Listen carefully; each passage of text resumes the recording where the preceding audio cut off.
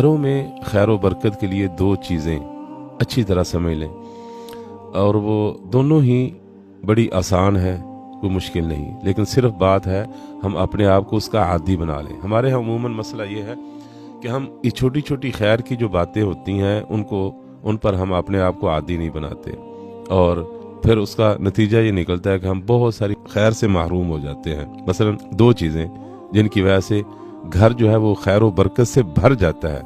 وہ یہ ہے کہ گھر میں داخل ہوتے وقت بسم اللہ پڑھا جائے، گھر میں داخل ہوتے وقت بسم اللہ پڑھا جائے، اور دوسرا جب